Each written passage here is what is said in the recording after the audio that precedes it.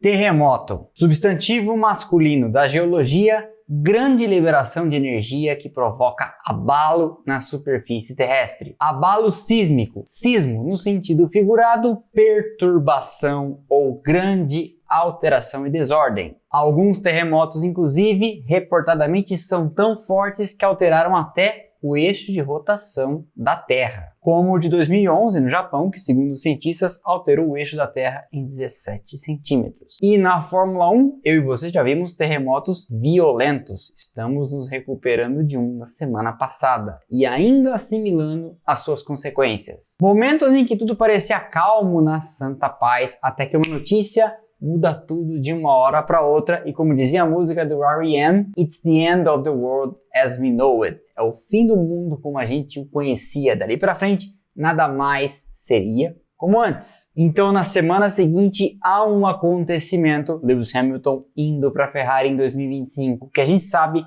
ficará para a história da Fórmula 1 como um dos seus grandes e repentinos acontecimentos. Que tal se a gente conversar sobre outras dessas grandes mudanças repentinas que mudaram o rumo das coisas e, fundamentalmente, geraram reflexos na carreira de vários outros pilotos, equipes e até da própria categoria. Senta aí, vamos lá!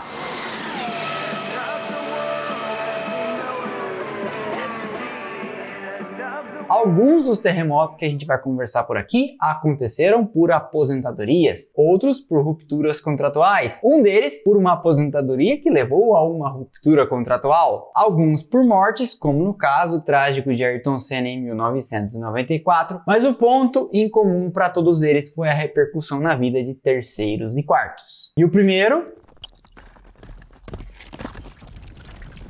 Vamos começar por um razoavelmente recente que deixou o mundo da Fórmula 1 de pernas pro ar. 2016 foi uma temporada de luta dura pelo título entre Lewis Hamilton e Nico Rosberg, os dois pilotos da Mercedes. Eles dois tinham uma longa jornada, uma história juntos, começando no kart, dividindo o quarto, correndo junto e os pais levando um e o outro de carona para correr por toda a Europa. Quando moleques, os dois sonhavam, já pensou se um dia nós dois formos pilotos de Fórmula 1, dividindo uma equipe, disputando o campeonato? Pois é, como dizem, cuidado com o que você deseja, porque isso aconteceu e foi o fim da amizade dos dois. As coisas já tinham azedado muito antes de 2016, mas naquele ano, Nico Rosberg, que já tinha perdido 14 e 15 para Hamilton, resolveu que era só a hora de tirar até o sumo do piloto que ele era. A Mercedes tinha carros ali muito superiores ao resto do grid e a equipe deixou com que eles brigassem pelo título, tanto em 14 como 15 e 16, com a condição de que eles não batessem. Mas eles bateram, e não foi uma vez só. Para superar de uma vez por todas Hamilton, Rosberg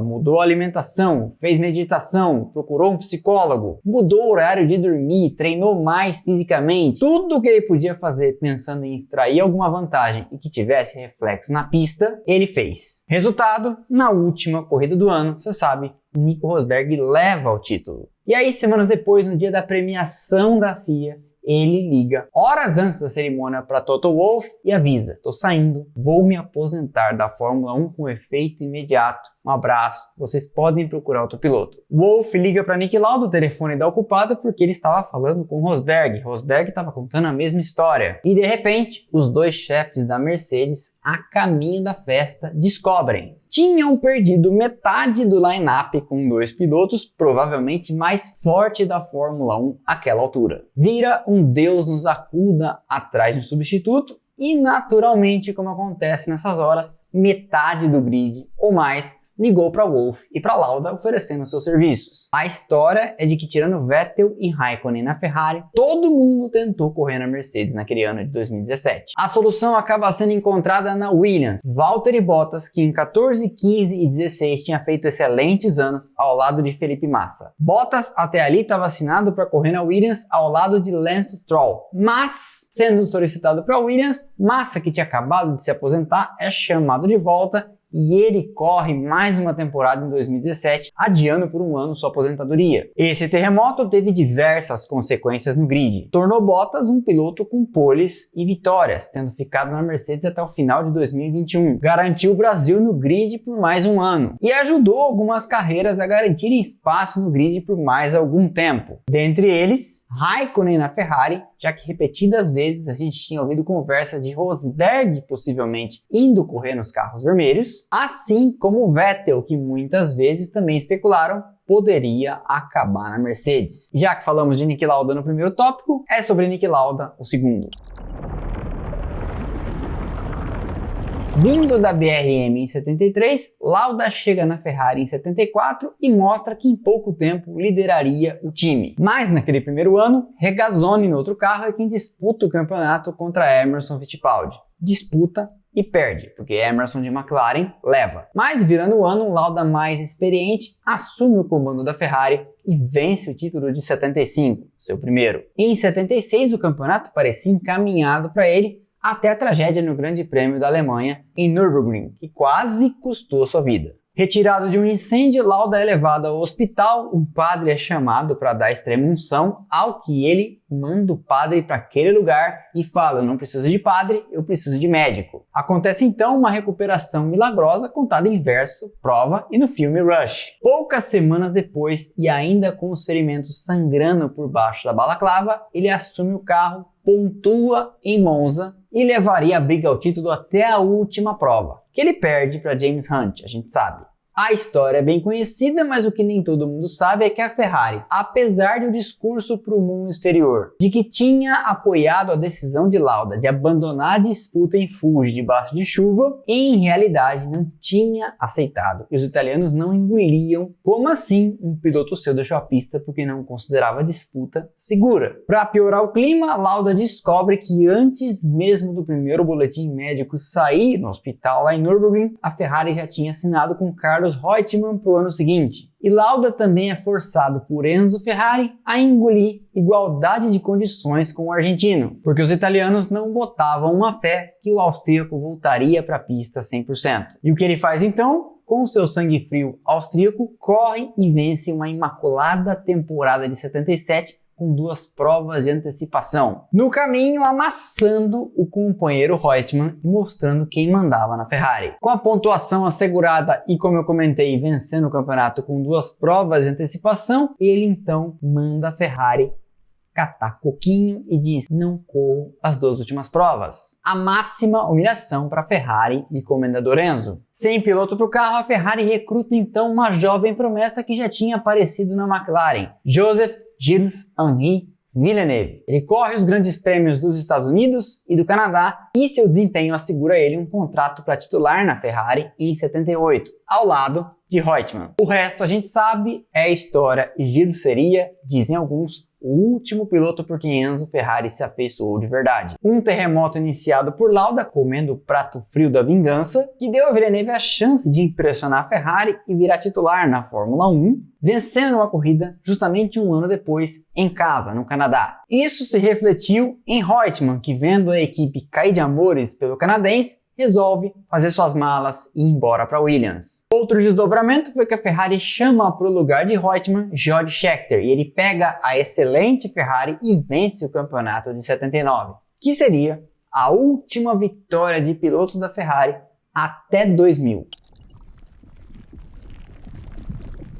Quem venceu 2000 com a Ferrari foi Schumacher, que merece uma estátua em Maranello, porque ele topou aquele desafio surreal num projeto proposto por Jean Todt, colocar a Ferrari de pé e no rumo das vitórias. Eles trazem da Benetton, Horry, Byrne e Ross Brown, começam a reconstrução do time e fazem um pacto, Todt, Brown e Schumacher. A gente não vai deixar nada da fofoca dos italianos azedar nossa relação. E não seria uma caminhada fácil, a gente sabe. Mas a gente sabe também, hoje olhando para o passado, que deu muito certo. Eles levam construtores em 90 1999, ano em que Schumacher se acidenta e talvez teria sido também campeão de pilotos, e depois pilotos e construtores em 2000, 2001, 2002, 2003 e 2004. Só que, depois de tantos triunfos, tinha uma força política muito poderosa dentro de Maranello que estava, digamos assim, enciumada, disposto a provar para o mundo que a Ferrari era maior do que Michael Schumacher e que poderia vencer com qualquer piloto, estava Luca Cordeiro de Montezemolo. O ano era 2006, Schumacher estava no seu último ano de contrato, brigando pelo título contra Fernando Alonso na Renault. Montezemolo, presidente da Ferrari, empresa, e Schumacher sentam para discutir o novo contrato. O piloto queria 2 mais 1 ano, opção dele. A Ferrari oferecia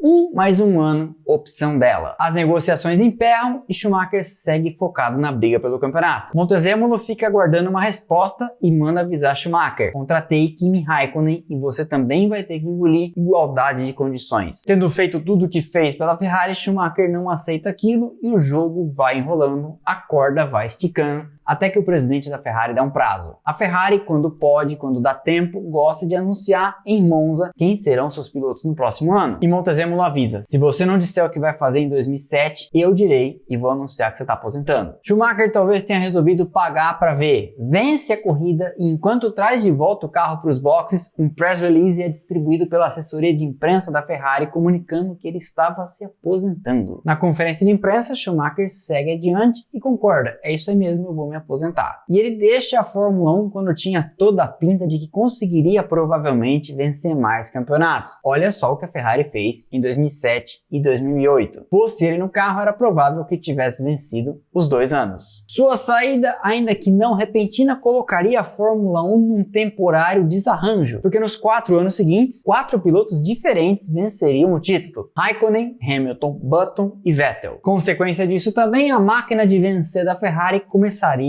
a desmanchar. Brown vai embora no final de 2006, pescar. Depois ele voltaria para a Honda, que viraria a Brown, a gente sabe. Todd vai embora no final de 2008 e a Ferrari nunca mais venceria um campeonato de pilotos ou construtores, pelo menos até hoje. Esse movimento brusco, essa liberação de energia, esse terremoto, teve repercussão nas carreiras de Raikkonen, de Massa, de Hamilton, de Alonso, de Vettel. E por que não dizer como efeito bumerangue até na carreira do próprio Schumacher, que voltaria em 2010, 11 e 12 porque sentiu que ainda tinha coisas para fazer na Fórmula 1.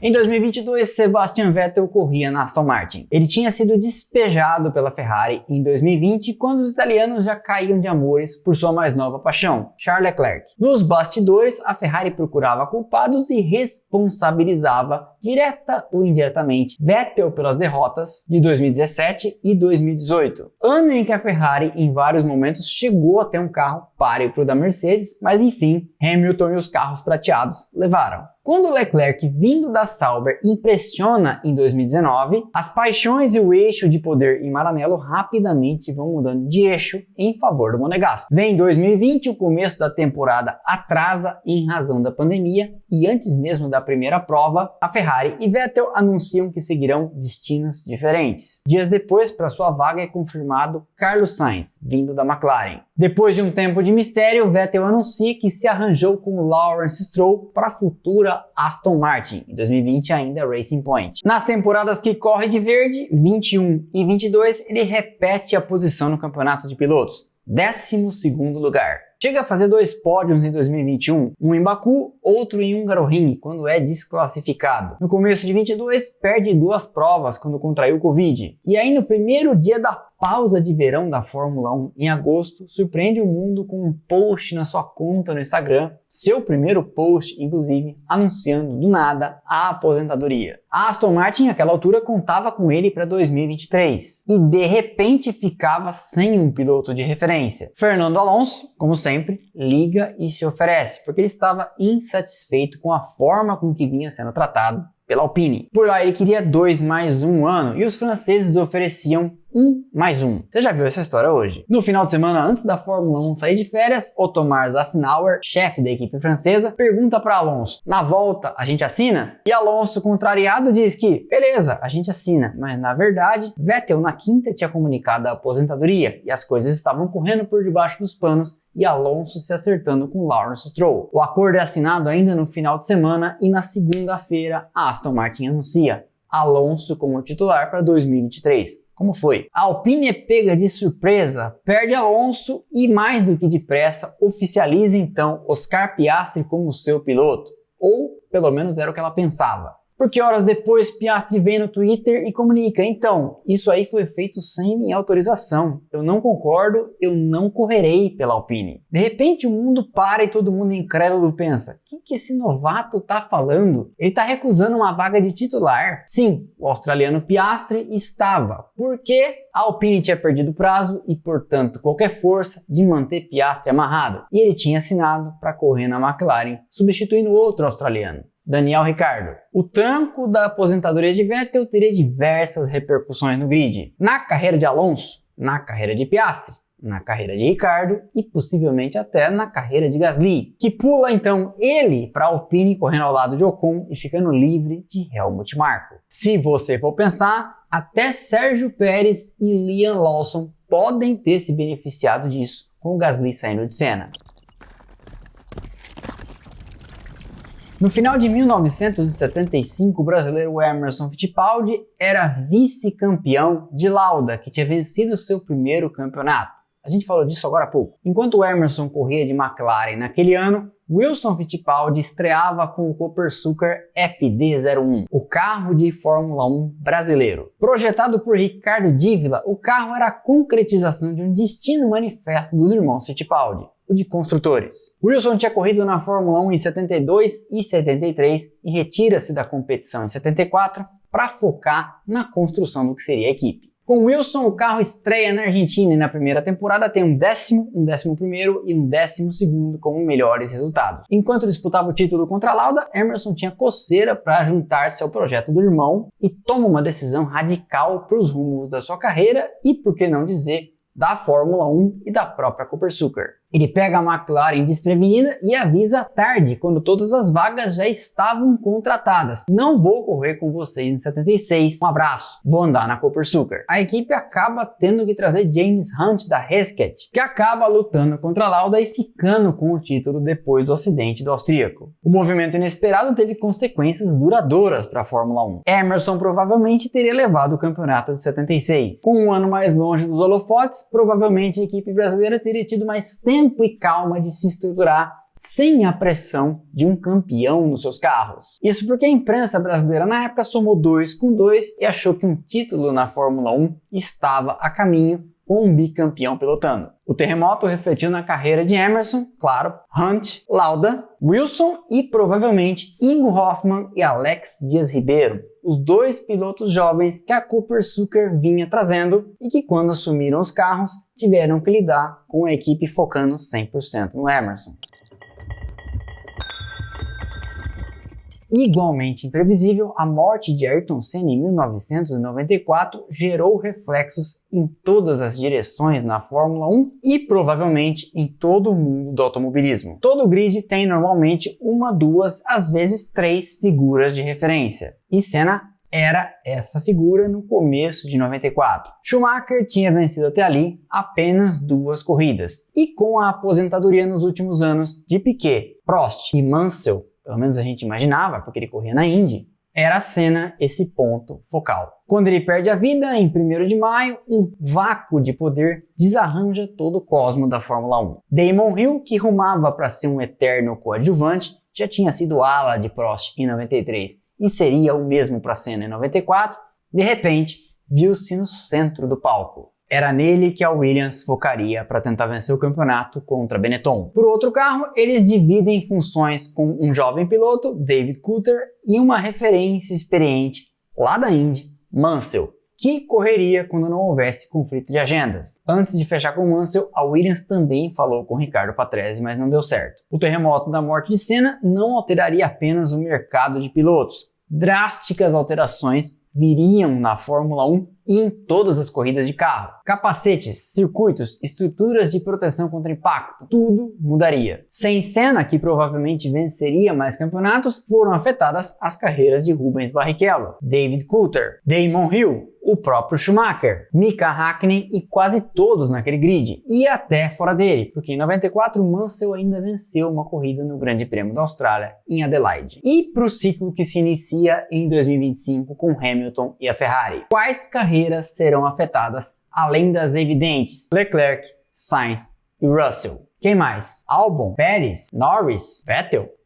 Sei lá, comente aqui embaixo. Esse foi então mais um episódio do Splash and Go no YouTube. Eu espero que vocês tenham gostado. Deixa o like, que é de graça, não custa nada e ajuda demais o canal. Quebra essa pra mim. E eu te vejo aqui nos próximos vídeos e nas nossas redes sociais: Twitter, Instagram, TikTok e Telegram, onde tem bastante conteúdo diário. No Telegram e no WhatsApp, você tá vendo aqui o botãozinho e os links estão aqui embaixo na descrição. Temos grupos de notificação que você entra e passa a receber push assim que os vídeos são publicados. E são de 70 a 80 por mês, todo mês. Nesse ano de 2024, estamos com novidades e brindes. Sortearemos 3 miniaturas e 3 livros em todos os meses da temporada, sempre na última live do mês. E serão 24 lives. Além disso, esses benefícios serão para os assinantes do canal. O botão está aqui embaixo, aderir ou seja membro. O link também está na descrição. Você entra, passa a apoiar o canal, vê os vídeos em Premiere, tem prioridade de resposta nas lives e concorre aos brindes que sempre que eu tenho por aqui, não apenas os livros e as miniaturas, o que já é bem bacana,